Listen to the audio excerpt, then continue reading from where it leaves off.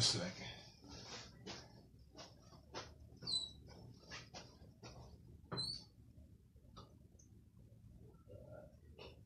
You good with that station there? Huh? You good? Yeah. I think the gang ready to come on. Would you read one of the books you got? I'm about to do this little message real fast. You said what, Dad? Well, I thought you were reading one of the books you downloaded. Oh, I already did. I'm about to do this real fast. Give me 1 second, family. What's up? What's up? Peace, peace. Give me 1 second.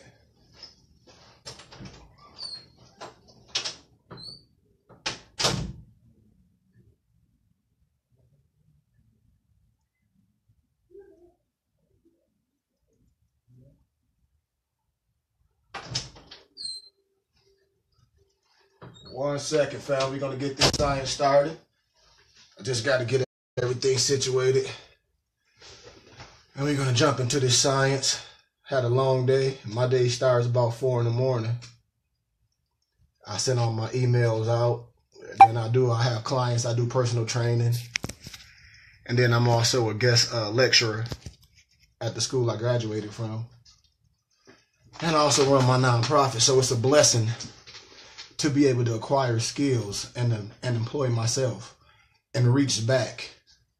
And that's what it's all about, my brothers and sisters. It's not about us going around trying to convert someone to something. It's sharing history and letting brothers and sisters know who they are. You're going around talking about God and this, and you don't even know who you are. You don't even know language. So before we even get into this message, I always like to start off with a prayer, because I believe in words, and before we do anything, we put things in an atmosphere. So let us just start off with a prayer for positivity. And it's, I pray that I think peace, that I speak peace, and that I am peace. I pray that I speak truth, that I think truth, and that I am truth. I pray that everything I attract, I pray that everything you attract carries high, harmonious vibrations and intentions. May the light within me, may the light within you serve as a beacon for those that need it. Amin Ra, Aya Asha Aya, Shalom Malakim. Now, remember, words mean things. Words mean things. So when I say Aya Asha Aya, my brothers and sisters, that's Hebrew. It means I will be what I will to be. Cross-reference that with Exodus 3:14, my brothers. Hebrew, when I say Shalom Malakim, it means peace be upon you. And you repeat back with me with your response as Alakim Shalom, meaning unto you peace, my brothers and sisters of the Most High Yah. And in our culture, in our African culture, we say a word. That word is Ashe, a Yoruba word. It's meaning power, commandment, authority, the ability to make whatever one says happens, as so be it. So it is, and so mote it be. So I say, my brothers and sisters, 7 times, Ashe, Ashe, Ashe, Ashe, Ashe, Ashe, Ashe. We speak things into existence. Remember in the scriptures, he said, it's my thoughts, not my words. His elite must interpret these words, my brothers and sisters. We have to understand the root, the ediman, to all language, for we won't get caught up in spookism. We must illuminate the text. We got to get out of this westernized European perspective thinking everything is wrong. We all are Masons, man. If you're not, I'm sorry, you're not a craftsman. You're just some religious person. I base everything on science. Esoteric, exoteric, what's above is below. The Gnostic scriptures, the occult scriptures. You must know this. I hear brothers and sisters talking about, well, the Bible, certain scriptures were took out because they say it wasn't canon. Who is they? That's all brothers and sisters say is they say. I hear brothers repeating some other man. Come on, man. Stop this. This is scholarship. This is real life. We have to understand who we are. Don't get caught up in linguistic apartheid and pseudo-academia and someone's wrapping something up in a package and throwing it back at you as Illuminati. If you follow my page, I destroy all this. This is esoteric meanings that I'm telling you. I'm a 99th primitive right, man. This is just esoteric science.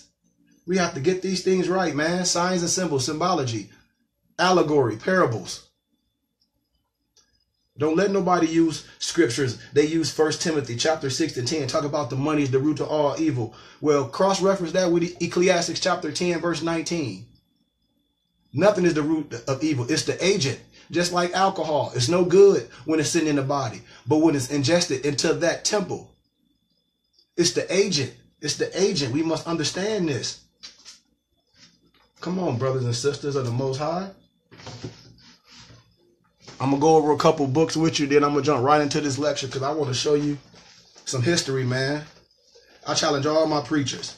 I challenge every brother that say that they're teachers, because the scriptures says in Timothy that a pastor, a shepherd, an elder, which are all the same, must be able to teach and preach.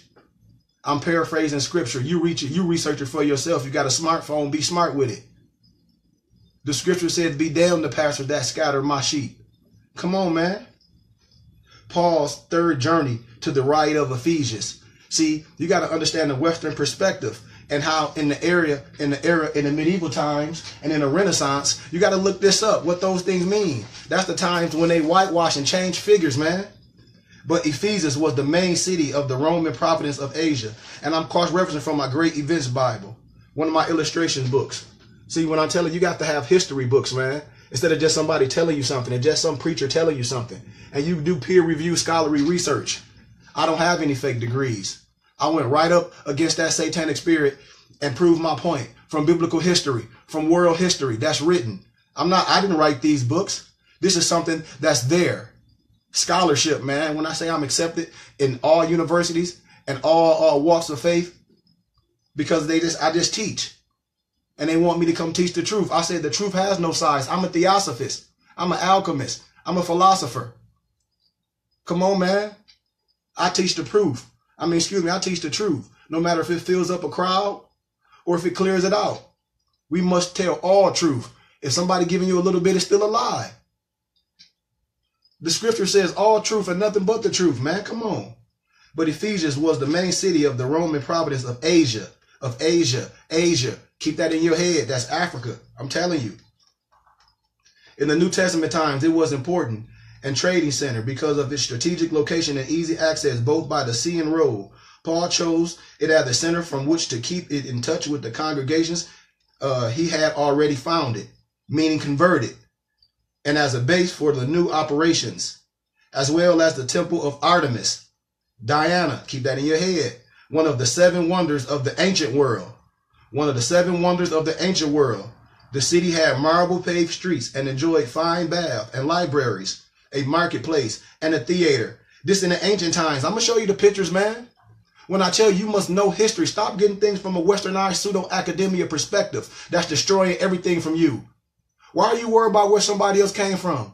Your history doesn't say you climbed out of a cave. That's not your history. Why are you worried about that? You don't even worry about who you are. You run around arguing with people about who they are. You don't know who you are. But back then, in the ancient world, they had marble paved streets and enjoyed fine baths and libraries, a marketplace, a theater. According to Acts, Paul enjoyed hospitality with the Jewish community in Ephesus for several months. When I tell you what he's talking about, Jews, we are the original Jews. That's Igbo, that's Igbo, that's Africa, that's Nigeria, that's Asia, man. Research this. Eventually, he was forced to find other accommodations in the hall of Tyrannus, Tyrannus. One version of Acts. Remember what I said? One version of Acts. The Western text. See, if it wasn't a difference of a Western text, why would they make a difference of the Western text? Do you understand what I'm saying? Words mean things, my brothers and sisters. The Western perspective is a plagiarized perspective from the Eastern perspective. Research this. This is just scholarship. But the Western text says that Paul had the use of the buildings from the 5th hour to the 10th. That is from 11 a.m. to 4 p.m. The hottest hours of the day. Paul would probably have spent the earliest part of the day from dawn or evening, earlier, as well as the evening, working at the trade of the tent making in order to support himself. He tells the Ephesian elders in Acts 20:34, these hands of mine earn enough to meet my needs and those of my companions. Paul evoked much interest and some strong opposition. So Paul is in the African area trying to convert these people. In his evangelism at Ephesus. Do you know what evangelism means? In his evangelism at Ephesus. After a time, his influence was significant enough to arouse the enmity of a guile and silversmith whose income from making statues of Diana for her devoutes was being threatened by Paul's message of the one true God. Come on, man. That's why I'm telling you, yes, you're reading the King James Version, but that's a Westernized perspective. The book must be interpreted the right way. It's a 1611 King James with the Apocrypha. It's a holy name Bible. It's a God name Bible. You should have these because you should know dispensation and words. The King James Version is written in Greek and Latin, brothers and sisters. That's the English language. But these tradesmen were the sort of people Paul tended to convert to Christianity. Do you hear me? The churches he founded had a few wealthy people and some poor people and slaves, etc., etc. Luke, the author of Acts, intended his readers to see the hall of Tyrus as a meeting place like the one of Caligula, which means a place where he converted people. So I'm going to show you the picture, and when you can look this statue of Artemis, the statue of Artemis, and you can look at statues how in later history, how they made them European and they made them white figures. And this is not me. This is scholarship. I do lectures on college campuses. I'm going to show you artifacts on this lecture today. We must know, man. So I can care less. I'm not in no popularity contest. I'm not into no likes. I can care less. I'm blessed to be able to share information. And that's what the internet does. The internet is able to, for you can reach people. You can reach the masses and challenge people to research. That's what I challenge people. To open your hippocampus. To open that brain. Because you are a philosopher. You are a theosophist. To get out that religious thing and get into spirituality. Don't let some preacher tell you that you're not a spiritual. And they be in spirits all screaming in the church. What spirit is that? See, we operate under the right agent. But the statue of Artemis, an earth goddess linked with nature, was made in the 2nd century AD. Now remember, AD don't mean after death. That's a Latin word, mean in the day of the Lord. You have to research this for you won't get caught up in mistranslation, my brothers and sisters of the Most High Yah. Come on. But the goddess was made with nature, was made in the 2nd century AD and was discovered at Ephesus. The producers on, or the breasts on the statue may represent many breasts. I'm going to show you the picture. Or perhaps the ova, or the sacred bee. Keep that sacred bee in your mind, brothers.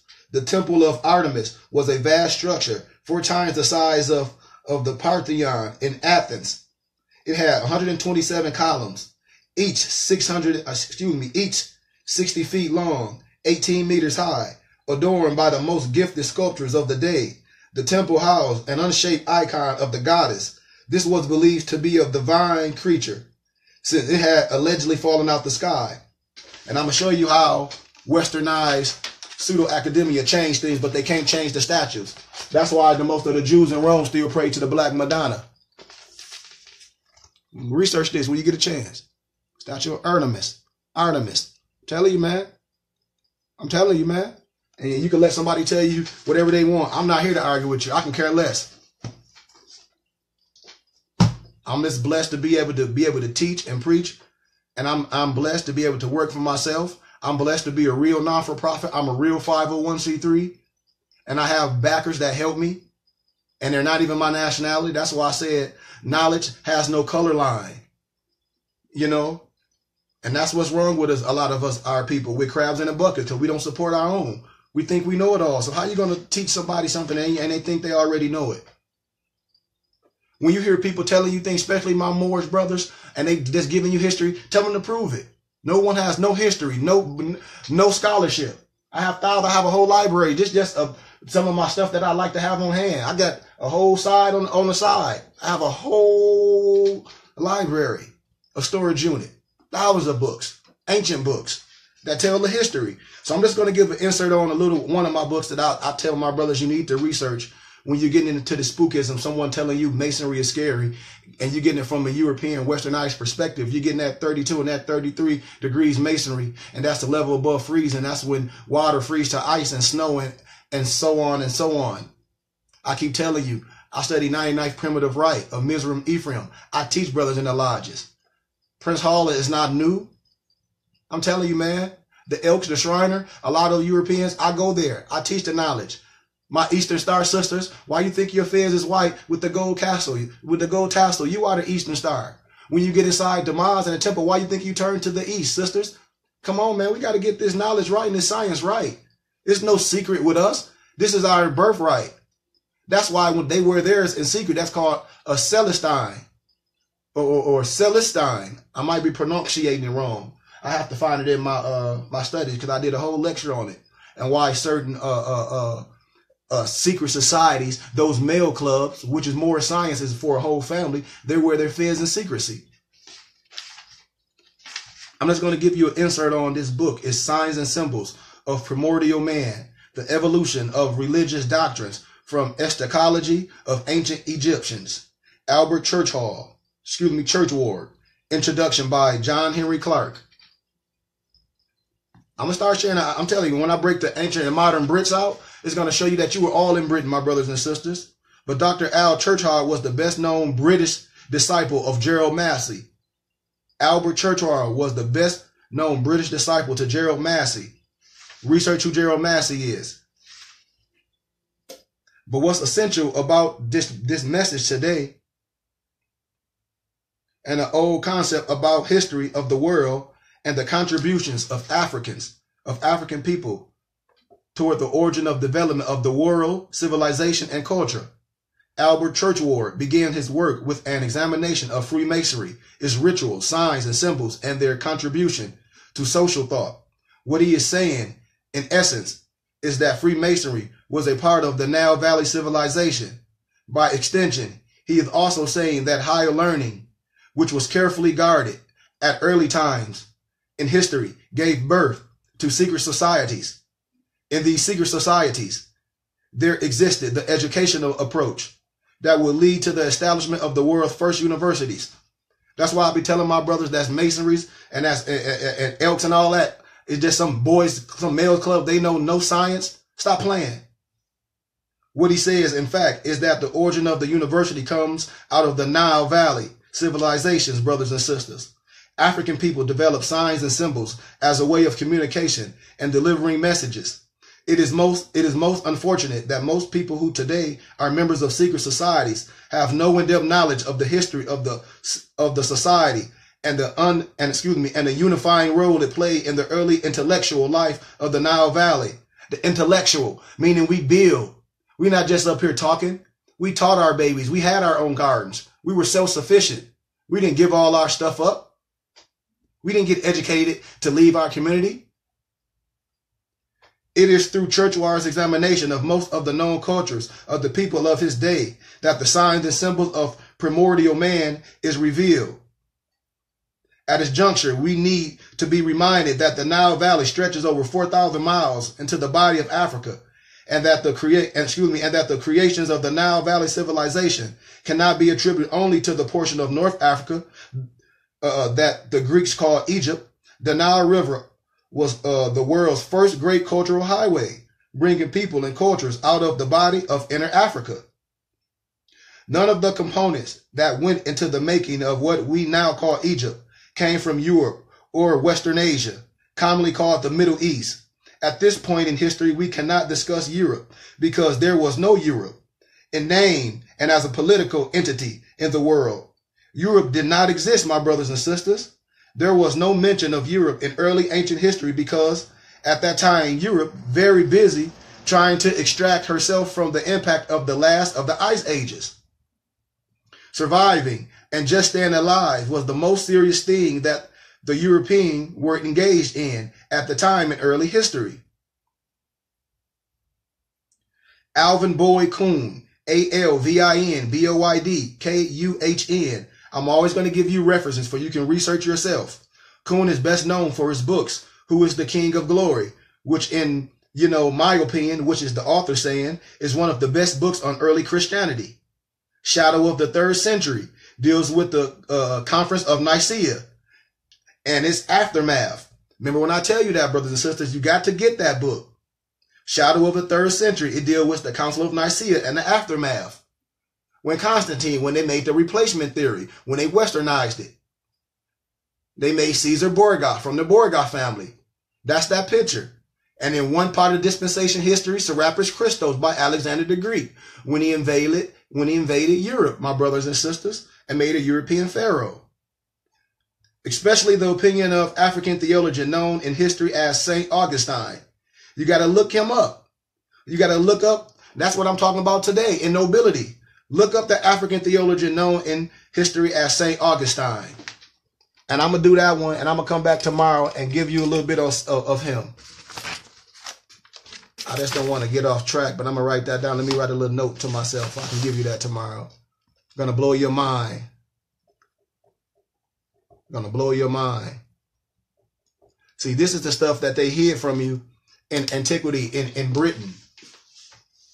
But I say this is the stuff that all theologians should know. Your pastor should tell you history because it's no curse of Ham.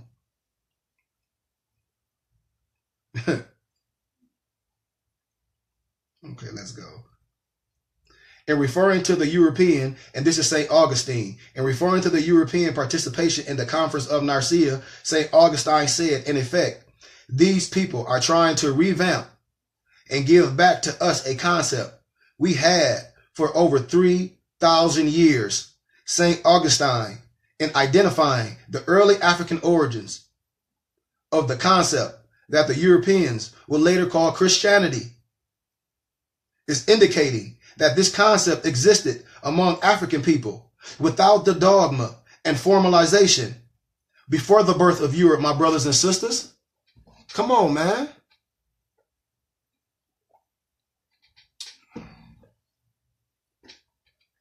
We got to know this stuff.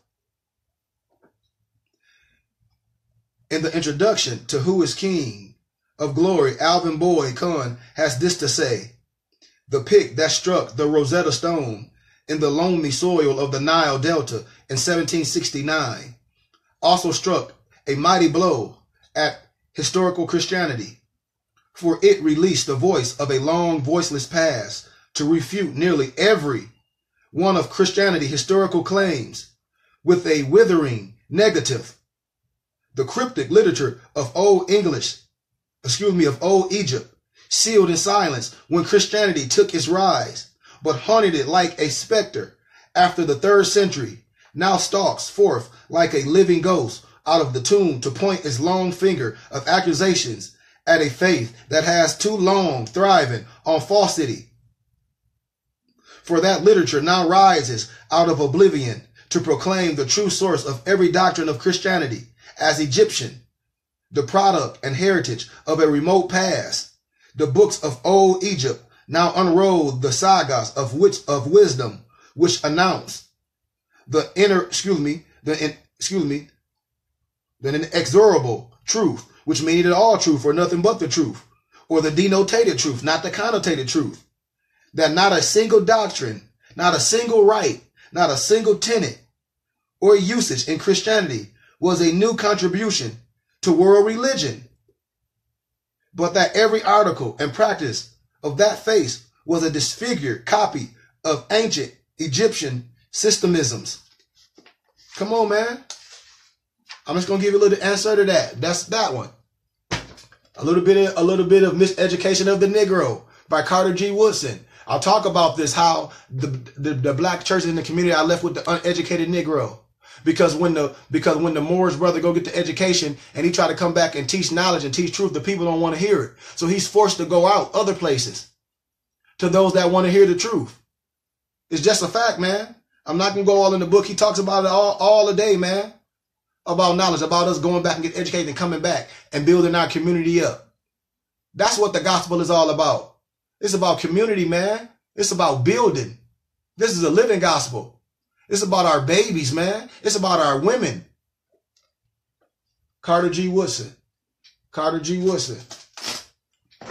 I'm going to touch on, and for my Moorish brothers that be giving people false information, you got to check everything. You got to research the researcher. If I'm telling you something, research what I'm saying. Why you think your pastor don't want you to have questions and answers? Oh, let me get this passage of scripture. I'm going to give it to you of how the preachers be trying to hold things on you for you can't ask them nothing. Hold on.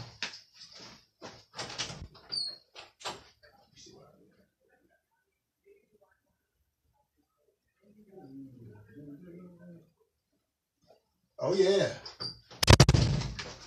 When you get a chance, brothers and sisters, research Psalms 105 and 15. That's what them false preachers be trying to throw at the people. But I'll show you how to check them with that. But the jubilation of sacred moral science, past and present, a theoretical compilation.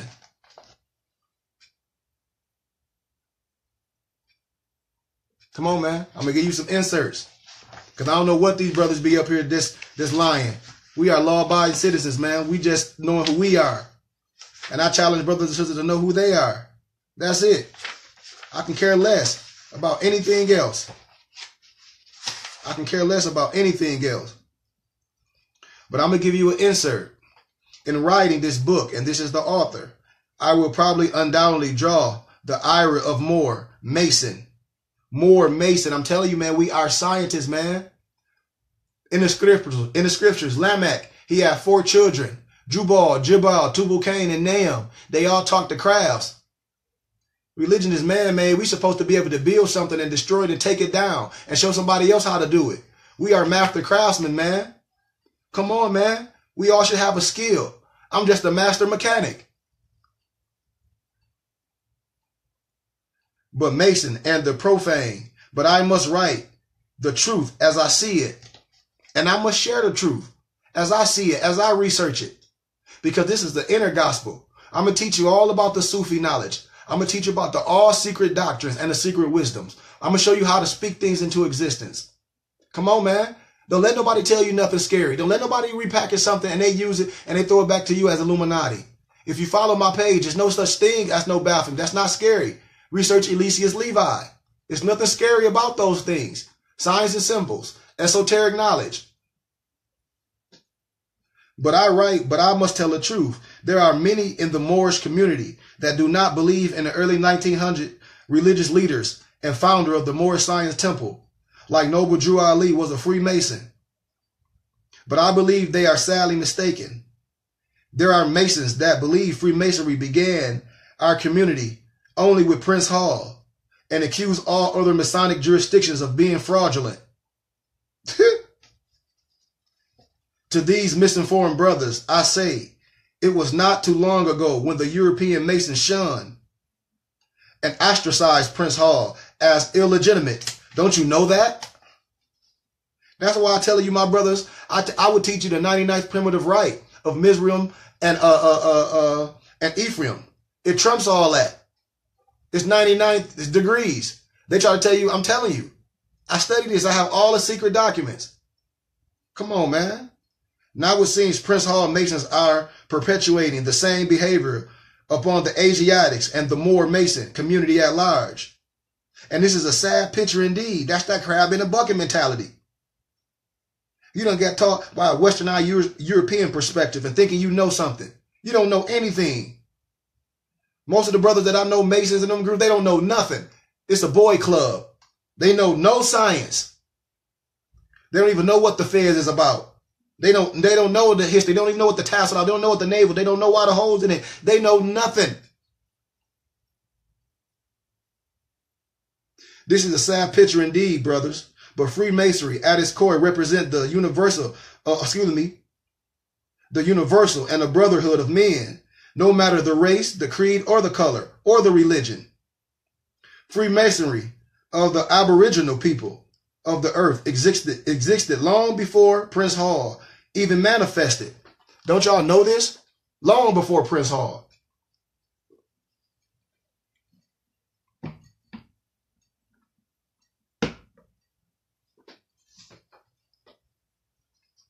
Masonic unity would serve as a great weapon against the true enemies of Freemasonry, brothers and sisters. It's my contention, as well as many other Moors and Moors, because you can spell it M-O-O-R-S, M-U-U-R-S. That sacred Moor science predates its younger brother, the European and the American Freemasonry. And the author said, I will attempt to elaborate and prove with facts this theory by tracing what I believe, what he believes as well, what I can prove and what he's proven as well, to be the most remote antiquity of sacred Moor science, from the ancient sunken civilizations of Mu, Lemura. I'm going to touch on that, brothers and sisters. To the Garden of Eden, where Prophet Enoch refined and promulgated the sacred science. This science was preserved in its pillars associated with Noah's flood. And I touch on that when I go in chapter 2 of this knowledge. The more science, the tradition was passed down from Enoch to Methuselah, to Lamech, to Noah, to Ham, to Cush, to Mizraim, to Hut and Canaan. Cush and Canaan authored what was to become the Morite. Hut originated, some say put, but the P is not pronounced. It's Hut originated what would later be called the Memphis Rite of Freemasonry, and Mizraim, the Hebrew name for Egypt. That's the 99th primitive rite of Israel, family. I keep telling you, I teach this in the lodge. I teach this in the temples. Stop letting people get you with their religion. It's a science. It's a universal law. When I went and showed my ladies that's Eastern Star, when I taught them that you are the Eastern Star, when you are Istar, you are Isis, that's why your fez is white and it's gold. I teach the science. Come on, man. We don't wear this in secret. That's Palestine. That's what the Europeans, that's what the Westernizers did. But Put or Hut originated what would later be called the Memphis Rite of Freemasonry as Mizraim, the Hebrew name of Egypt. It's in your Bible. When you see Mizraim, that's the Hebrew name for Egypt, my brothers and sisters. Oh, you didn't know that? Your preacher didn't tell you that? Come on. Initiated what will later be called the Mizraim Rite of Freemasonry, the Egyptian and the Hebrew rite. When I tell you, my brothers and sisters, the Bantu, the Benin tribe, that's Egyptian and Hebrew. We all one. You letting people disperse you, getting you all twisted. Isn't it interesting to know Mizraim is pronounced Musur in Babylonian, Masura, M-U-S-U-R in Babylonian? Remove the middle S and you have what? More. As widely believed, Egypt inherited their science from who? Atlantis, Mu, Lemura. Even though the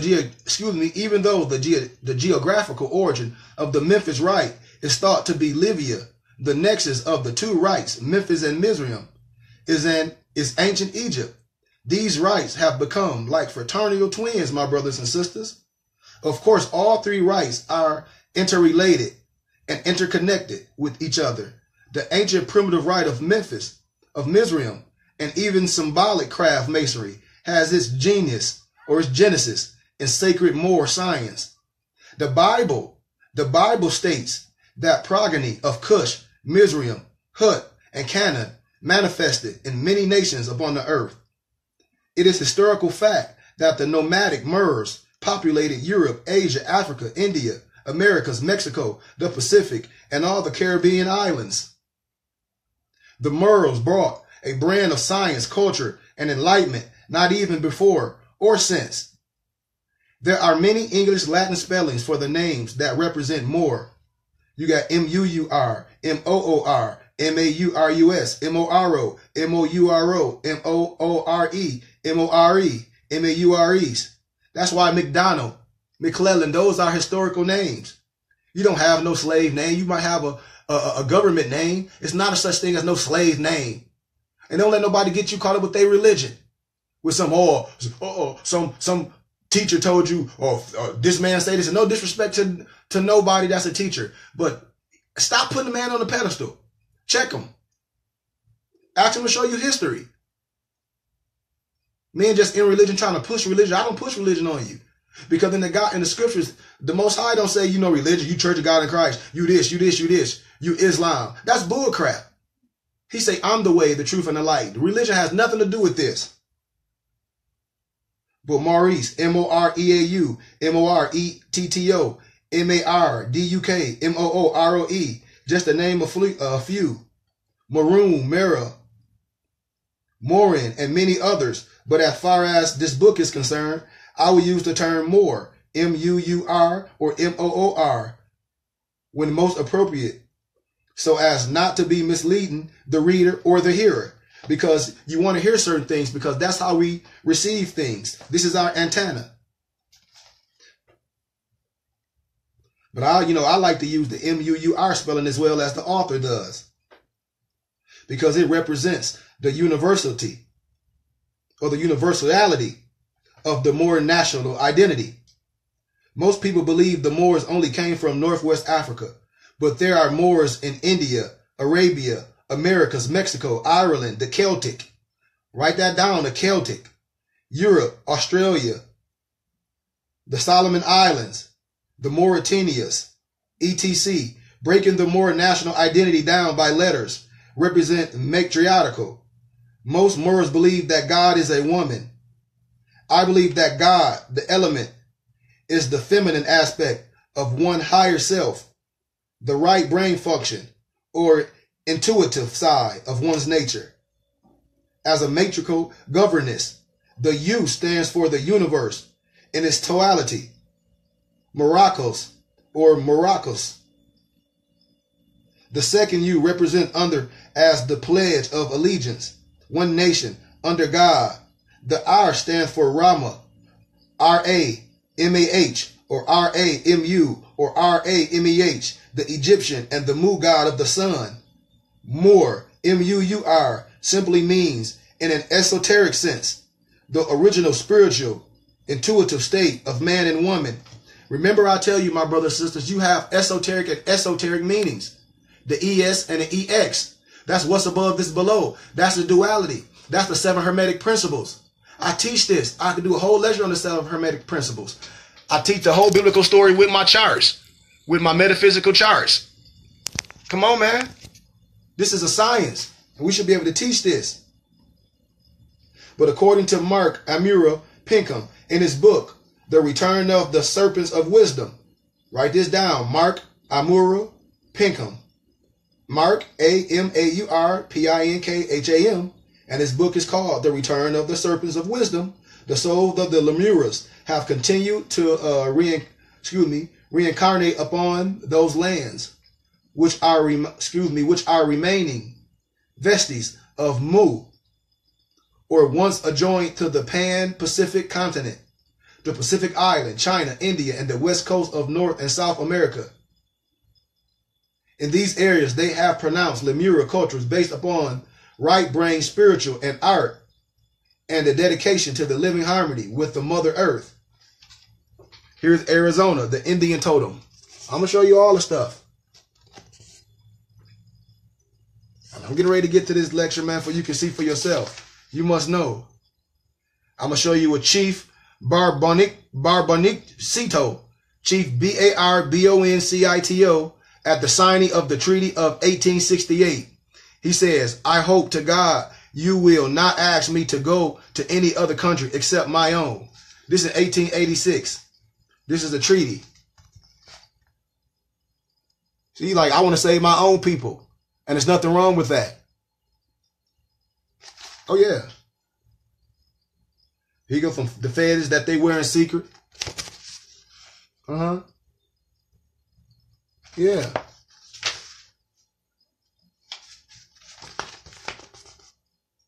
Mm-hmm. They wear your knowledge. They wear your knowledge. Here you go, Olmec sculpture, a baby face, Muso Nucleos in Mexico. I'm telling you, man. I give you all the knowledge and research. You research it for yourself. I'm just a scholar.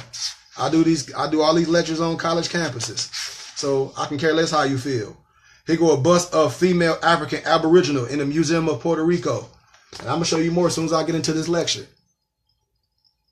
Uh-huh. Oh, yeah. Oh, yeah. I'm telling you, man, you were royalty all through the world. Queen Mu, symbolically Arizona Cultural Center. All photos from the personal collection of Noble Timothy Ayers. But I got all these. When I start breaking out all the documents and all the monuments, when I put the film out, that me going to all the museums, you will see. But I'm just going to give you some about the ancient, the Lemura theory. There are many stories or legends pertaining to the lost or sunken civilization. The most written about Atlantis is allegedly located beneath the Atlantic Ocean. The other sunken civilization, not publicized as fervently, is the lost continent of Mu, Lemura.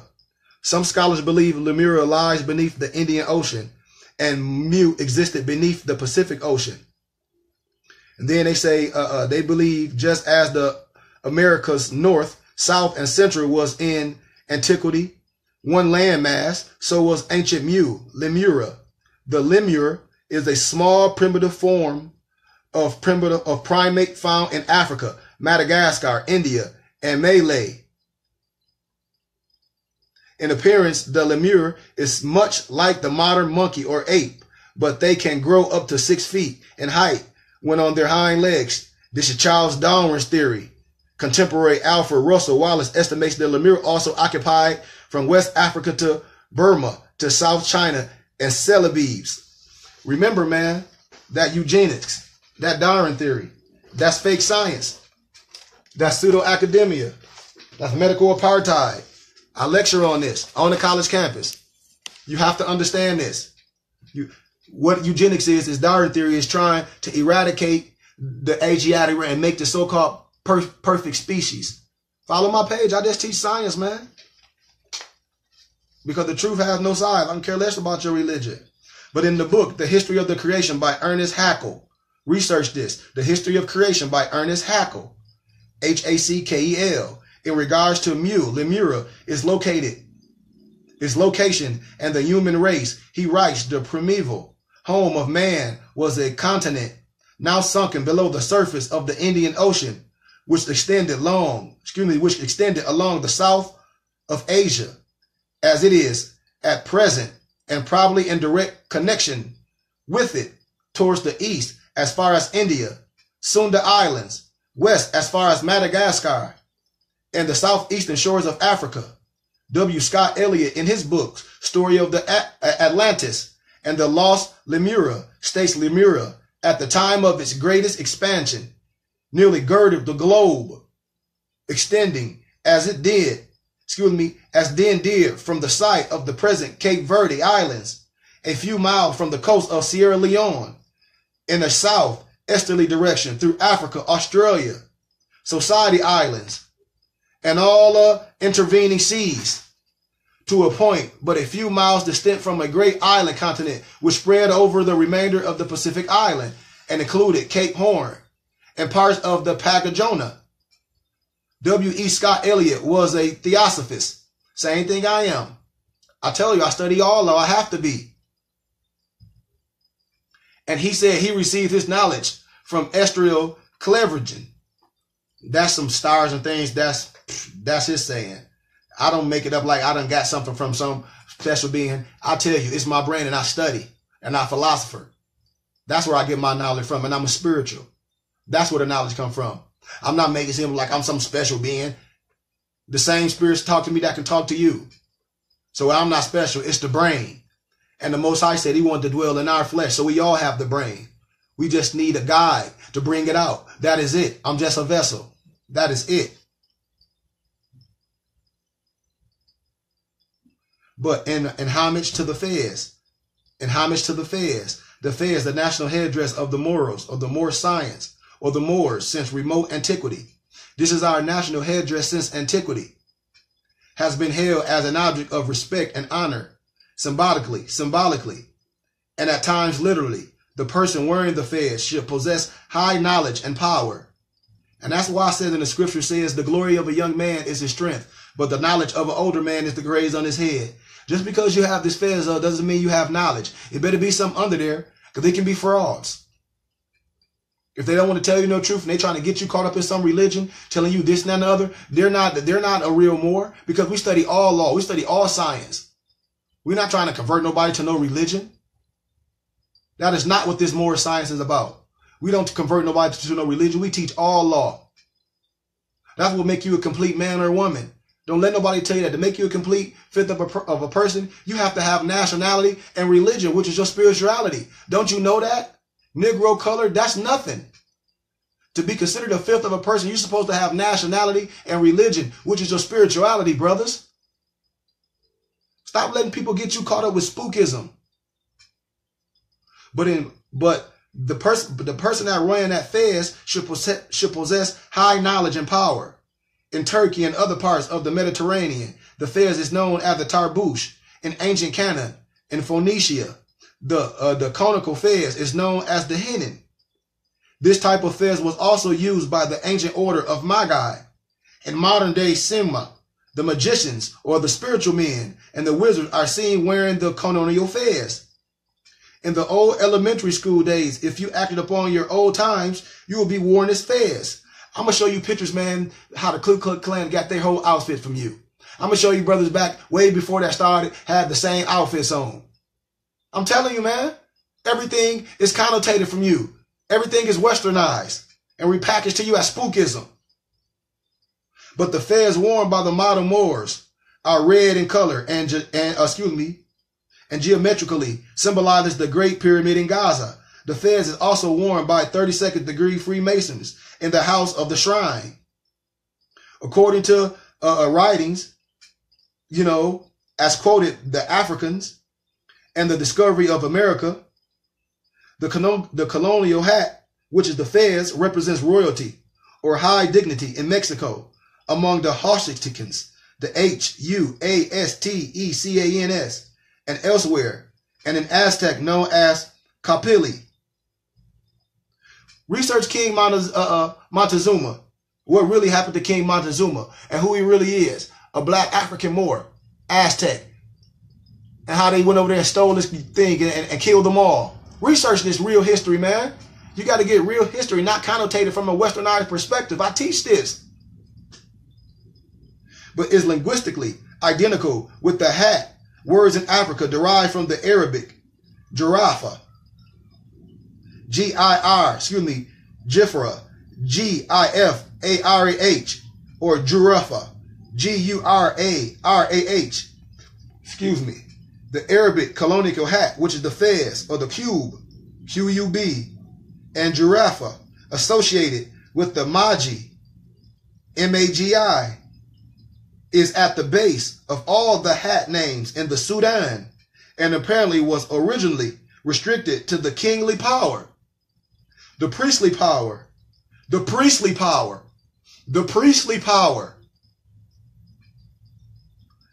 I'm just a priest. You gotta stop letting people take your words and throw them back in you and say, oh, that's so scary. I didn't say I was no Roman priest. Come on, man. We are priests. That's why I challenge all my so-called preachers that's up there preaching false doctrine. I challenge you. If you don't know linguistics, if you don't know words, you are preaching false doctrine. Because you don't know Greek and Latin. You read from a King James version. And you're not telling your people what those Greek and Latin words mean. Period. But the priestly power with which the colonial hat was originally associated received for its insignia the Arabic mithraka, Mitraqah, the rattle, maracas. You know what the maracas are? Which through a hogmony, which in Arabic means gourd and religious wisdom, was made from a gourd or gourd, Gourd. The Assyrian king of Mesopotamia, as well as Easter Islands, the Moai statues are depicted with the fez, adorned with an attachment in the middle. The Assyrian king wore various forms of the fez. Just like I do, I wear the small fez, I wear the brimless hat, I wear the bonnet. It's connotated as a kufi. Bonnet is all in the scriptures. He tell the world peace you should have a bonnet on. Research it for yourself. Small, medium, and large in height, and all have attachments in the middle with the tassel strap attached to the bottom of the back of the fez. The modern day fez comes in many sizes also and has an attachment in the center, the top where the tassel is connected. The high priest of Assyria wore the colonial fez during the rituals. The scribes pictured in the Omic world by Ignam Barno, plate 28, is wearing a high fez. So these are the things we got to know. I'm finna jump into this lecture, man, and I'm done.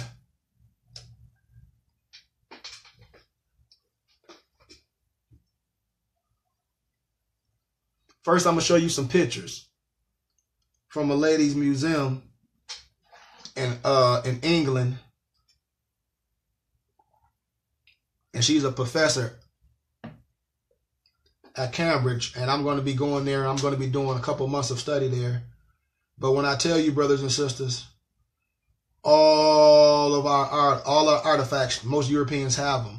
And I am blessed, and I'm thankful for my European brothers and sisters. I want to thank you, professors, for allowing me to have access and allowing me to go and actually take pictures and actually allowing me to have some of these and do presentations. So I want to thank all my professors at Cambridge.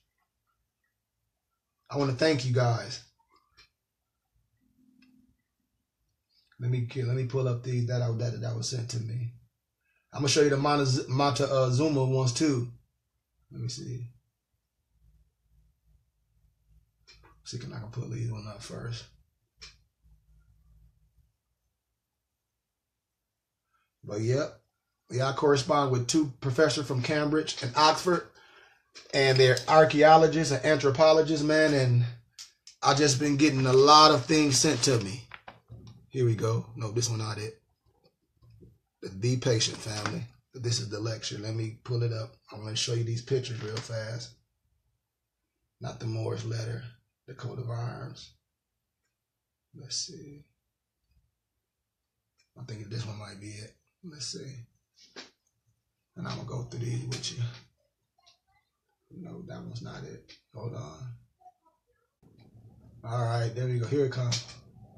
I got so much sent, man. And you know, I just got back from Michigan. I was in Michigan for a whole month. And so I got so much going on back here in Arizona. A lot of paperwork I'm doing too. But come on. Come on. Internet. Here we go. Great, great. So I'm about to show you some antiquities. And if anybody is interested in some of these items, let me see if I can get it to roll up. Because the page is kind of, it's not giving it all the way up. Well, let me see. Hold on, just be patient, family. Oh. I wonder why it's looking like that on my computer. Well, anyway, I'll just go through them and I'll show you because something is acting weird. But here are pictures of antiquity of Moors. I'm sorry, all right. And a lot of these artifacts are in the museums. And I'm going to show you how to get them. I'm going to have a lot of them coming to me real soon. If you can't see these, I don't know if I'm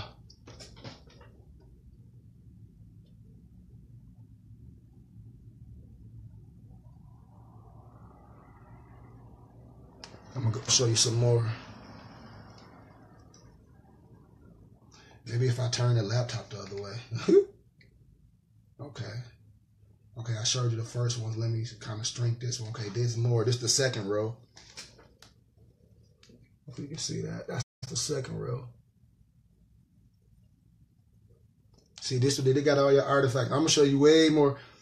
And then I'm going to start showing you all the artifacts of all the Moors and all of the Africans they found in the Grand Canyons here in Arizona that they put in museums. Everything is in the museum. I'm telling you, everything is in the museum. For you can know for yourself. And I have all the books with all the artifacts in the museum. Like the statue of Artemis, when I show you all that, when I show you the 1904, the Louisiana Purchase, how they got the south up top, north on the bottom, they switched everything. Telling you, man. So now I'm finna dig into this. Because this is going to be amazing. Maybe I'll show you some more pictures before I get into the lecture. Maybe I'll show you a couple more because I know a lot of us be like, man, we might have a lot of questions and we see things. I'll show you a picture of St. Maurice for you to know who he is when I be telling you we ruled all through England all those times. We just in school, man. This ain't church where open time is schedule. I ain't preaching to you. I'm challenging you to research. That's all I'm challenging you to do. That's all I'm challenging you to do. So I'm going to just give you a little history on St. Maurice in Magdeburg, in CA, the Common Era in 1240. The statue in Magdeburg Cathedral dates from around 1240 and was probably made by the anonymous sculptor of the well-known Magdeburg writer. The sculpture featured Maurice's face and the coloring undoubtedly identified him as a black man. But this is no demeaning caricature. This naturalist, like figure, is an admirable warrior armed with his characteristic spear, which he once held in his right hand. In this statue, the earliest depiction of Saint Maurice as a black man, we see an innovation in medieval depictions of blackness that challenged negative stereotypes and insisted instead on a Christian egalitarianism that transcended any color difference. It is not entirely certain that Saint Maurice was a real person, but according to the Hagiography, he was the commander. And see, this is the thing that I tell you about when you get things from European and Westernized perspective. They try to make things legend, but then you cross-reference it over and over. That's why I tell you have to get peer-reviewed scholarly research. But he was the commander of the Theban Legion in the late 3rd century BCE. So I want you to research that. I'm going to show you some pictures of the man. I'm going to show you a picture of his face and everything. And it's darker than all I don't know where. And I'm going to show you some more. Look how they're always trying to take the noses off the figures. You got to look this up for yourself. I'm telling you, look, I'm going to give you a taller picture of the whole statue of him. I want you to do some research. Research it. All in the museums, brother. I'm telling you. I'm telling you, man. You just getting a piece of a story, somebody telling you, thinking that's it. If I give you a puzzle with all the pieces and I tell you this is it, you will be challenging me all day. But you don't ask your preacher, and I'm a pastor, I'm a teacher. I'm telling you, you don't have it all. That's what I'm telling you. Your preacher is trained not to tell you nothing. I mean, come on, man. I don't care how mad a person get. My ministry is not here to make no money. I'm successful. I'm here to preach the gospel. So I'm about to give you this lecture, man. I'm about to give you this lecture. Soon as okay, no doubt, Mom. I don't need that. I don't need that. Let's dig. We finna work right now, baby. All right. First, I'm gonna show you some stuff of antiquity times. When I tell you, you were all over and you were used. The coats of arms, what the Moor's head of Europe. Moor's head refers to the heraldic images of the heads of Africans represent on coats of arms and crests found throughout Europe, 1300 AD to present. Despite the common misconception that Moors' heads are representations of unknown Muslims defeated in battle, evidence suggests most known Moors' heads. But yeah, the Moor heads are representations of specific Africans in honor of their contributions to Catholics in Europe, Austria, the ABFALTERSBACH, the Alfalterbisk, the coat of arms of the Alfalterbisk, a small town in the southern Australia Alps, dates to 1984 and bestowed by the Tyrol country government. The use of a Moor's head is attributable to the Afterbash geographic position within the historic Prince Bishopric of Friesing, which was established in 1294 AD, and within the large diocese of Friesing, Freising, which was established in 739 AD. More specifically, the Aflerbash Moor's head was borrowed from the Friesling Moor portrayed in the Abbey of Annecy, Italy, which was once included in both the Friesling diocese and the Trolley country. I'm about to show you. So you got to know this. There you go. You see? You see? I'm going to keep giving you more, man, because you got to know history. We got to stop playing, man. You've been lied to, bamboozled. I'm a scholar. In Santer Peter am Kammersberg, SANKTPETER AM Kammersberg, KAMMERSBERG. The typical crown Friesing Moor is depicted as St. Peter, and Kammerberg was a borough of the Friesling district until 1803. You ready? Let me make it a little bigger so you can see. Telling you, man. Coats of arms, baby. Wait till I show my family the Goodman coats of arms. I'm making the shirts and hats. And no, I'll tell you, I got the printing machines and everything, man. I make stuff for a lot, and I have to be honest, for my European brothers and sisters. And my own people don't buy, and I mean, oh well. That's why I say, man, we crab in the bucket. Belgium, the Bozing, B-O-Z-I-N-G-E, the small town located in Belgium's West Flanders. The region adopted the present concept of its coat of arms in 1845 AD, which was most likely based on the Testar, the family that owned the land prior to the incorporation of Bozing, use of a Moor's head. That song you sing in the army, from here to Chipotle, huh? Come on, man. From where? Come on, man. Y'all gotta know. Montezuma? Come on, man. Who you talking about? That's cutting off the Moor's head. Come on, people. The Testar family descended from Guali, first Testar, or William I, the great Count of Burgundy and Macon, who dukes later owned vast regions of the Low Countries, including West Flanders. Linkbeck. Oh, did I show you? Oh, let me show you the coats of iron. Let me show you the coats of iron. I'm sorry. Let me show you the coats of iron. Let me say the family that owned it prior. Okay, bye-bye. The Testar family and got bye-bye. Okay. They go theirs. Did I show you that one? Oh, yeah. I got all the shirts. So, Linkenbeek, Linkebeek, the coats of arms of Linkenbeek features 3 wreathed Moor's heads in a manner similar to that of nearby town Lennik, Lennik. And you can research, man, in certain countries, man, they still praise it. I told you what they do in the Netherlands. That swarty pie at that Black Pete. How the Europeans say they dress up in blackface. And they don't give credit telling you that that's a Moor, but they dress up in some blackface. I'm telling you, man. Oh, yeah. Just giving you history. We in school.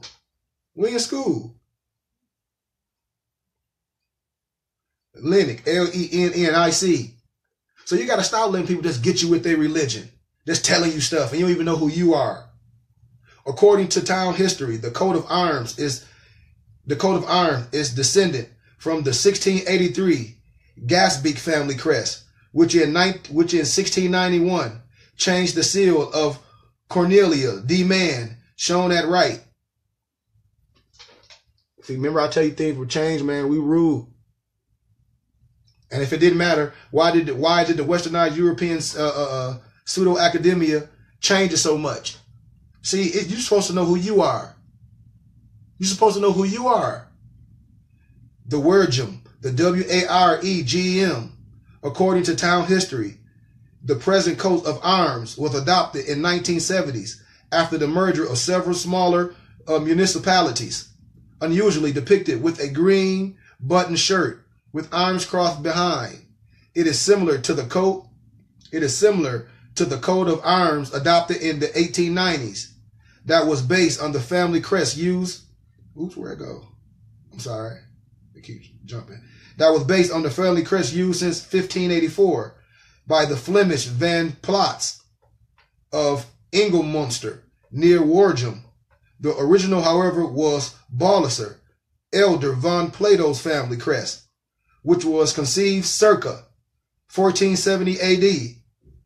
The von Ploth family of Brandenburg, which owned vast regions in the Holy Roman Empire, was first documented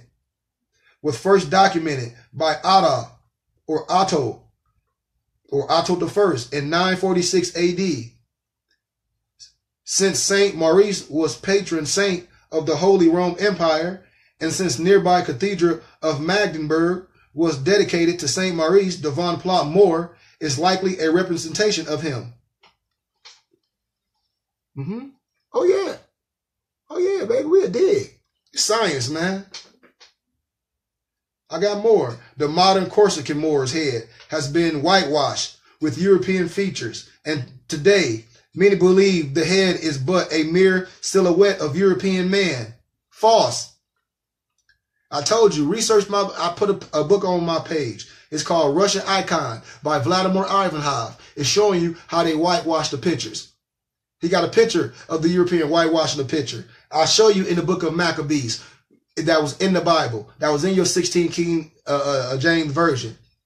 It's in First Maccabees. They tell you how the heathen, which is a Gentile, tried to whitewash themselves in the history books. That's all history, art, religion, science, so on and so forth, etc. But contrary to such claims, the Bastia Museum houses the original Corsican Moor's head. Research this, because I'm going to show you. Research this.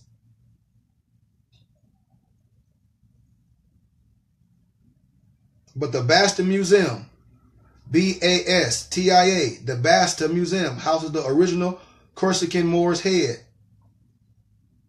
which has undeniably black features. Some Corsican legends tell that the head was a trophy of a defeated Saracen chief, or it was the head of a slave. Nonetheless, the positive portrayal, pearls around the Moor's neck, and feminine qualities refute such legends. Here we go. Telling you, man. We've been wild. You see us, they go the original. Come on, man. Come on, man. Stop playing, man. In Germany, in Coburg, the ancestral home of the British royal family, S-A-X-E, Saxe, Coburg Goth, otherwise known as Windsor. The town is known for its pictures, castles, museums, but most popular resident is the Coburg Moor, which appears on the town's edifices, the coat of arms, and the flag. The town's history tells that this was the Catholic Church patron saint from Wast, W-A-S-E-T, Thebes or Luxor. See, that's what I'm telling you when you lost in translation, because you don't know what words mean. You have to look these up. You have to have a lexicon. You have to have a Greek lexicon, a Hebrew lexicon, a Greek lexicon, a Latin lexicon, a German lexicon. If you don't, you will be lost in translation because your preacher going to read over the words that tell you. Why's that? It's Thebes or Luxor. Luxor, Egypt, Africa. Come on, man. Saint Maurice, therefore, according to both the town's history and the Catholic Church, for which he is patron saint, Maurice was an Egyptian. You didn't know that? Come on, man. Stop playing, man. Stop playing. Stop playing. Isenburg, the Riesling, the hometown of the Pope Benedict, is adorned with a crowned head Moor known simply as the Freezing Moor, which may be seen at the Freezing Castle and on the coat of arms and the flags of nearly 20 municipal coats of arms throughout Germany. Pope Benedict used a similar representation on the Freezing Moor on his official papal coat of arms, the use of which can be traced to Bishop Emicio, E-M-I-C-H-O, of Wittelsbach in Skopje Loka, Slovenia, which was also in the historic diocese of Friesen circa 1316 AD, while various Catholic historians have told of Abraham of Friesen encounter with a bear, how his African servant defeated it. The consistent portrayal of the Friesland Moor with the crown cast doubt on such story, family. No slave is going to have a crown. We must remember this. Other historians suggest it could be a representation of Saint Maurice, who was the patron saint of the Holy Roman Empire, or Saint Zeno. Another canonized African. Nah, man, we were royal. You want pictures? Come on, man. You want pictures? I'll give you pictures. Archdiocese of Munich, of Italy. The Moorhead. Oh, you ain't know this? According to the Sardinian government, the flag became associated with the Sardinia in 1300s when the island became part of the the Confederation of the Crown of Aragon, A-R-A-G-O-N. However, in the Memorial Gerald in 1370, which lists flags and coats of arms of territories throughout Egypt, the Moor's head, superimposed by the Red Cross of St. George, are assigned to Sandrina, not Aragon. Sandrina became associated with this flag ever since the reign of Peter III of Aragon, 1276 and 1285 AD, and Peter's son, Alfonso III, 1261 and 1290 AD, and James II, 1267 to 1327 AD. In 1297 AD, James was crowned king of Sardinia, and various versions of his seal have continuously been associated with the Sardinian flag until present days. I can go on and on. I mean, look. Come on, man. I can go on and on for days, man. I can go on and on for days with the coats of arms. I'll just give you the more pictures because I'm not even going to keep reading. I'm just going to show you some more pictures. And I'm going to get into this last part and I'm done. I mean, look, man. Come on, family. We got to know this. Stop letting somebody just tell you stuff. You have a scholar in the family. We can do this. I have a real nonprofit. I'm going to teach. I'm going to educate, man. We're going to build. We're going to have gardens, man. It's in the making, man. Now watch this. And I'm done. Because we must know. Now watch this and I'm done. If I can't find it, then maybe another day. Because I gave you a lot today. Oh, no, I didn't. Okay. So when I say siglium, secretum, brothers and sisters, that means secret seal. Remember that. That means secret seal. On the image of the blackamoor in Europe or in the European heraldry. I'm going to give you this. I got to give you this, man. So you can know, so you can stand strong on your square. So you can stand strong on your square. So you can know who you are. But considering the deep roots of Christianity and the cultural experience of African American community, it is only natural that even in the most curiosity discussion on Black history, the hope is always raised of discovering Christ as a man of color. But moreover, family, in the global village of television and transatlantic travel, the standard Eurocentric portrayal of Christ is both not real, particularly today, but it might therefore prove a great source of spiritual strength and psychological affirmation for the African brothers and sisters, of the Moorish brothers and sisters, of the Asiatic brothers and sisters, to understand that you wasn't just come from no slavery, that your story, they tell you, only started from 17th century. You have a rich history, the Renaissance, the medieval times. Unknown and forgotten, the medieval European tradition regarding the image of the blacks or the Asiatic brother or the Moors was reconstructed for all to see and share. What I'm referring to are the coat of arms of the blackamoor, which proliferated in both the primitive and the civic Europeans in their coats of arms throughout the 13th, the 14th, and the 15th centuries. I told you about this. The imagery of Saint Maurice. Research who Saint Maurice is, man.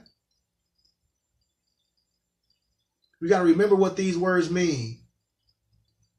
Saint Maurice, because of his name and native land, Saint Maurice, he always been portrayed as a black man or Asiatic man. Ever since the 12th century, the insignia of the black head in a great many instances was probably meant to represent this soldier saint, since a majority of the arms awarded were knightly of military. Had about over 6,000 of his African companions. Saint Maurice had chosen to martyrdom rather than deny his allegiance to his Lord and Savior. So he said he would rather give his life the same way which I am. I live my life already like a dead man because I live with no fear. And so when you live with no fear, you're not worried about nobody. You're not worried about nobody. Fear, what is fear? Fear is not a godly trait. That's in your Bible. I fear no man. I stand up against any satanic spirit, no matter what the color is. Because the satanic spirit has no color. Your own brother will hurt you.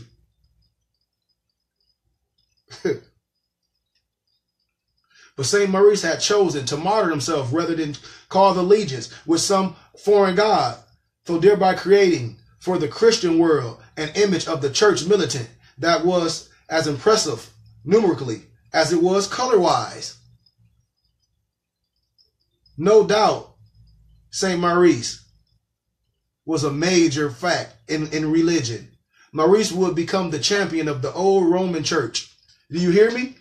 He would become the champion of the old Roman church and an opposition symbol to the growing influence of Luther and Calvin. Luther and Calvin, that Reformed theology. Let me show you something. See, I study all of them, man, because I'm a scholar. I have to know this stuff. That's what I'll be telling you. See, I know all law. So when people come with that bull crap, see, I know all this stuff. See, this Christ and decree, Christology and predestination and Reformed theology from Calvin to Perkins. Yeah, that's what this is what they shove down your throat. But I've destroyed that, and I stand strong. And I graduated from their university. I proved all their theories wrong. Flat out. Flat out. That's why I say I have all the information. I study catechism. I know what's all that about. You have to know this. You have to know this. You have to know this. You have to know this, family. But yeah, the fact that he was the fact that he was of the same race as the Ethiopian baptized by Saint Philip in the Acts of the Apostles was undoubtedly an important element to his significance as well, since this figure from the New Testament was read as a personification of the Gentile world in its entirety. The complexion of Saint Maurice and his Theban legion, the number of which signifies an infinite contingent, was also understood as a representation of the church universality, a dogmatic idea no longer tolerated by the Reformed nationalism. So on and forth. You want more? Preston John, write this down. See, I'm giving you all these figures in the medieval times where your preacher's not going to tell you. Where you think it wasn't no black saints through history, no Moorish saints. You got to be crazy. We were priests. We supposed to study. We don't just put up no suit and get the spitting and Polly Perry jumping around. That's bull crap. That's entertainment. That's pageantry. Preston John.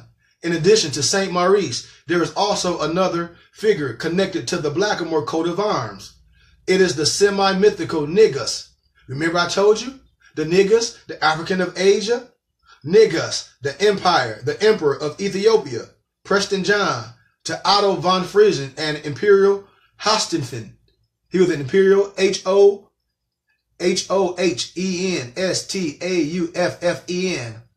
Hohenstaufen, Prince Bishop of the 12th century, who was tired and torn by the endless struggle between church and state. This black man, who was both priest and king and ruled a land of peace and plenty, at the edge of the world became the personification of the ideal state. To this day, the arms of the sea of Friesen is the bust of a crowned blackamoor. Because of their ethnic and geographic origin, it is likely that St. Maurice and his Theban legion became associated with Preston John as the ideal soldiers for their ideal state. It should be pointed out furthermore that the heraldically, since he was the only monarch who could claim the sangreal or the royal blood of Christ because of his descent from Solomon, Preston John was the only individual deemed worthy of the right to bear as arms the image of the crucifix, even the earring traditionally worn by the blackamoor in reference to the sacred privilege. See, you keep thinking the cross, I'm going to tell you, come from somewhere else. I'm telling you, man, the cross come from you. I'm telling you, man. Don't let nobody tell you no different. How I know this, I'm gonna give you some old what to look for real fast. Where's my paper? I'm going to tell you something to look for. Mescal. Look up Meskel. You wore the first cross. But Hosea 4:6, my people are lost due to a lack of knowledge. Why? Because you refuse to learn. That's a personal choice. This is scholarship. We in school. This ain't no church. Mescal. Meskel. Research that. Research that. The golden ring in the blackamoor's ear. To understand how these two objects are related to each other, the earring and the image of the crucifix, we must refer back to the Old Testament. Get your pens, baby, in the book of Leviticus. But before I even go there, I want to tell you about Gematria. This is another thing I'm going to tell you. The Bible is written in signs and symbols, and it's a number code. And I'm going to show you the number code. I'm going to show you Gematria, how you can figure things out in the Bible. Your preacher don't know because he's not educated. He's not educated. He just up there polyparroting. Flat out. But in the book of Leviticus can be found an ordinance describing the ritual ear piercing of any slave who chooses to continue in his master's service after being granted his freedom. Since one of the most important of all Ethiopian royal titles was slave of the cross, the golden ring in the blackamoor's ear was probably meant to be interpreted as a deeply devotional and considering the belief in the Bible as the word of God, a highly rhetorical symbol. The Ethiopia and the Holy Grail, due also to the old age belief that the Ark of the Covenant had been hidden in Ethiopia. The great epics of the Arturian, Arthurin cycle transformed the Ethiopian emperor into the founder of the Grail dynasty and the ancestor 9 generations later of the only king of the only knight of the Round Table who would achieve the quest, Sir Galahad. Sir Galahad. It would appear that the long-standing confusion over whether the Holy Grail was a cup or a stone was a deliberate one. Considering the opportunity afforded by these Ethiopian traditions, medieval writers were able to theologically fuse together the symbols of both the Old and the New Testament, the table of the law and the chalice. In the middle of the 14th century, one of the most profound examples of the symbol of the blackamoor can be seen in the use of the image to represent Christ. It is clear from the document that I'll show you all over the city of Leguin in Germany, for example, that about that time, the city seal with the head of Christ wearing a crown of thorns is transformed to the head of a blackamoor wearing a golden crown. The letter insignia is meant to represent the former. Is quite obvious from the accompanying inscriptions. One of the earlier ones read, Cilium, Civium, Delongnium, Sigillum, Civium, Delougingin, which means seal of the city of Laguna, while a later version clearly explains itself as the Cilium Secretum, Civitas, Planium Lavugine, secret seal of the Palatine city of Linguine. A German heraldic scholar, writer before World War II, offered 2 other reasons for a similar coat of arms, brothers and sisters. He pointed out that Ethiop, Ethiop, which is sunburn. The black was a sign, was a sun sign, and therefore a symbol of divinity, and could alternately be used for the Son of God or the Son of Man. He also pointed out that from what we know of the court of the Black Madonna, and remember, court is nothing scary. Everything is a court. If you believe in something, it's a court, brothers.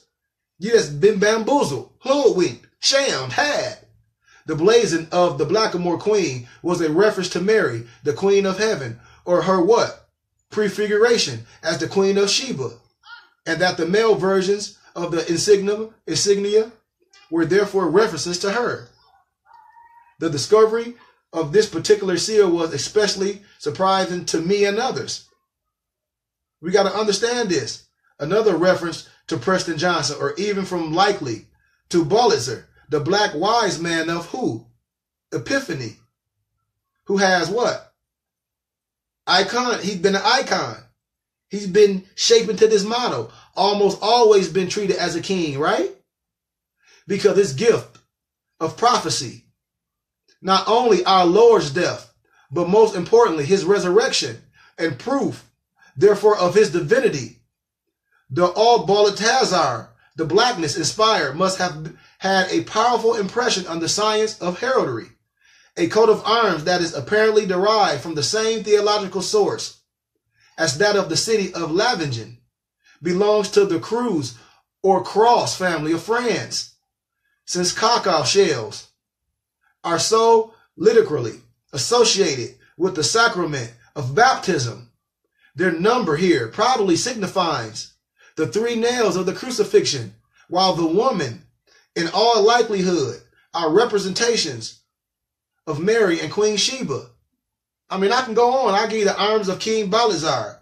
No more graphic a demonstration of African figure as a symbol of the sun is to be found than in the arms ascribed to King Balthazar. Initially, he had posed a problem for search ones since the ethnic background of the wise man. It was not until coming up in early texts that I was researching, describing his coat of arms as that of the sun, that I realized, man, what the blackamoor on Bellatar's lively signifies. Remember, since King Melchior, King Melchior, bore a field of stars, and King Caspar, the moon, it is fairly obvious that as an allusion, no doubt, the celestial phenomenon, which had guided them to where? Bethlehem. The original arm of the Magi had been the sun, the moon, and the stars. Come on, man.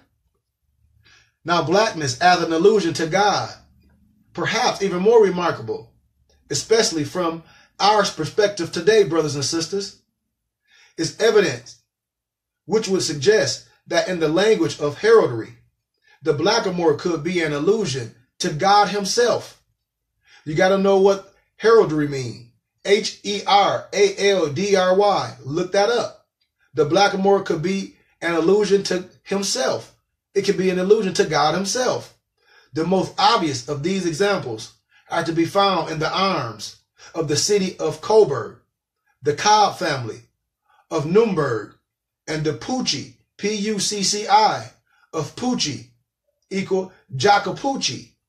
The clue is to be found in the book of Genesis, in the passage relating the changing of his name to that of Israel. Jacob discovered that the dark spirit he has wrestled with all night long, none other than God. That dark spirit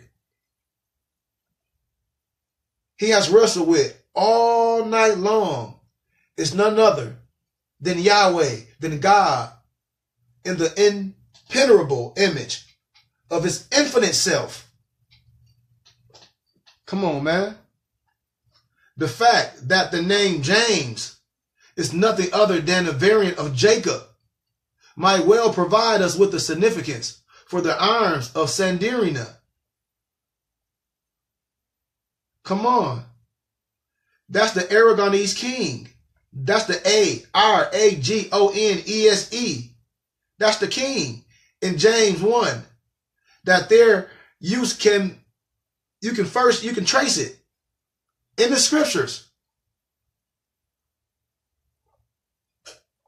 Blackness to the wisdom.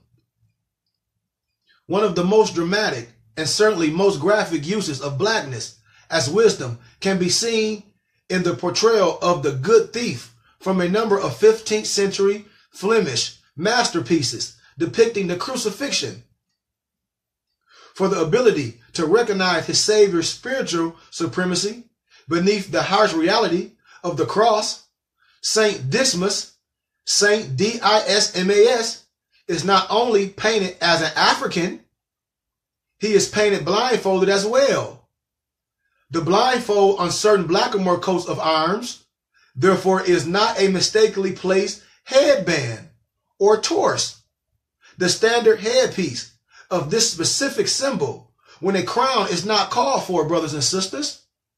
This blazon is instead an exhortation, or more precisely, a divine demand that we not only respond to the weakest and most helpless of our neighbors, as we would our Lord, but, like Saint Dismas, that we do so even while in the death throes of our own personal crucifixions. Interestingly enough, a number of early theologians right on this subject have attributed to the black wise man's color the same kind of reasoning why which Saint Dismas would derive his downly dark imagery, his ability to recognize the Messiah in a lowly manger. The social gospel strikingly symbolized by the example of a blackamoor blazon is also, interestingly enough, quite implicit in even its most negative use, that of the vanquished infidel. The relationship of the black image of the concept, brothers and sisters, of justice was nowhere more politically utilized than with the Holy Roman emperors of the Hohenstaufen dynasty, Hohenstaufen dynasty. Indeed, it will appear that the sable's blazon of the imperial eagle and that of the Moor's head were meant to perceive as synonymous.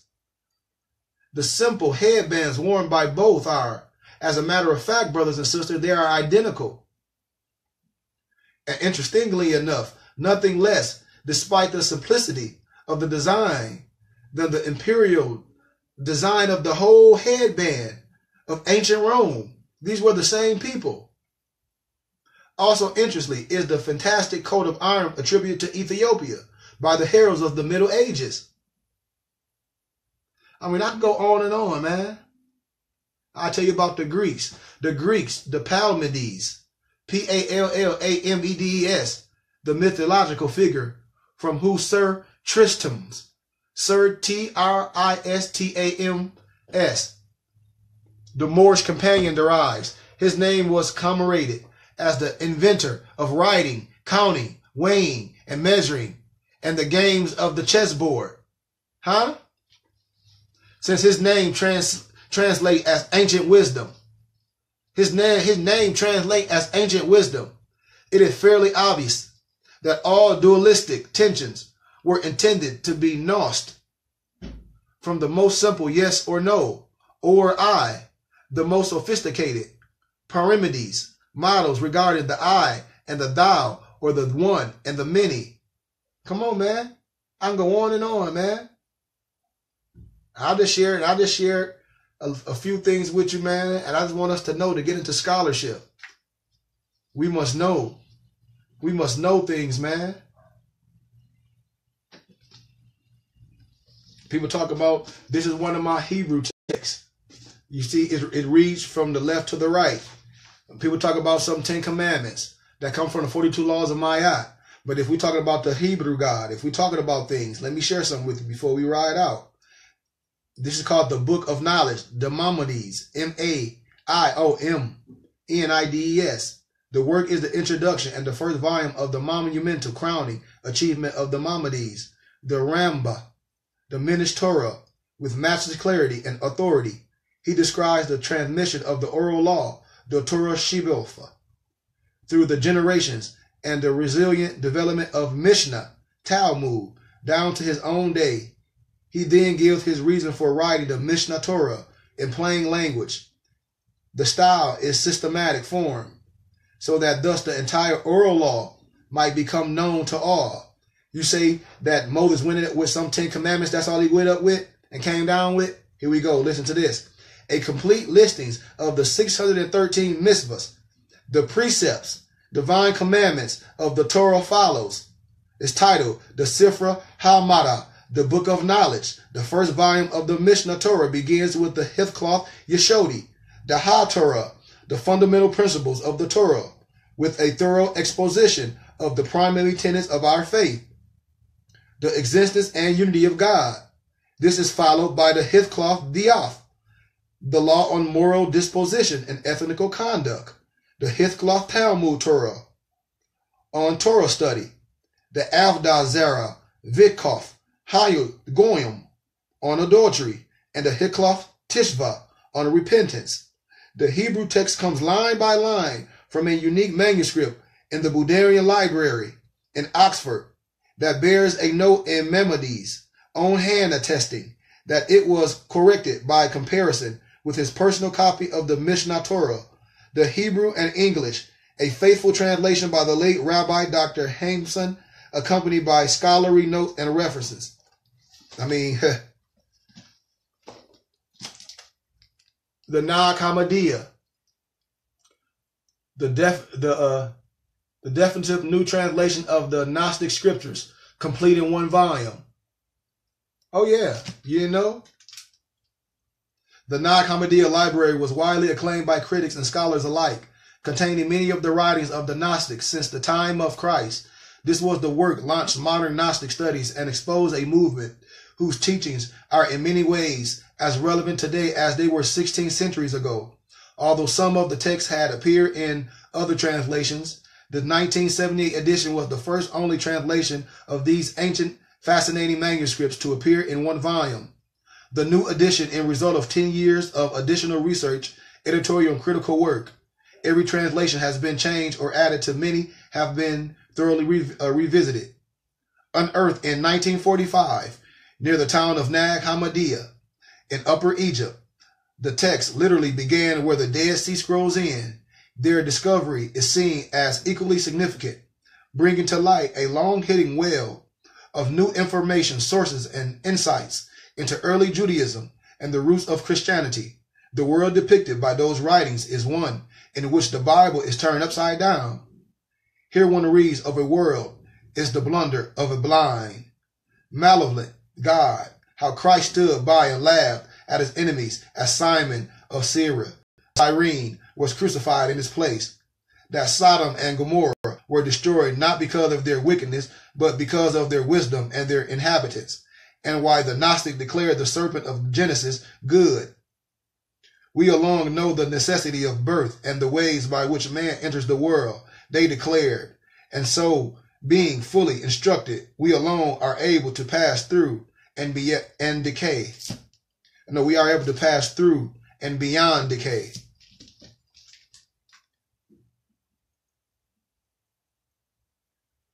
The focus of the Nag Hammadiya library has much in common with primitive Christianity, with Eastern religion. Remember I tell you, my Christian brothers, you are under a westernized pseudo-academia, a westernized European perspective, because they're getting you a religion. They're getting you a religion, political religion. They're not getting you with all law. They're not giving you the esoteric and the esoteric knowledge. But focus on the Nag Hammadiya library has much in common with primitive Christianity, with Eastern religion, and with holy men and women, all of all times, as well as more secular movements of today, such as the counterculture movement coming out of the 1960s. Come on, man. It's just things we got to know, my brothers and sisters. We got to get into scholarship, man.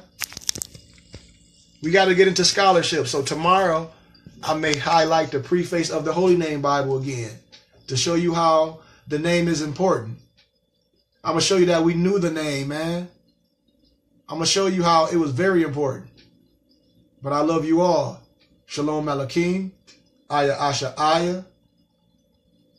Amen. Amin Ra. Ashe. Ashe. Ashe. Ashe. Ashe. Ashe. Love, truth, peace, freedom, justice, health, and wealth. Shalom Malakim. Peace.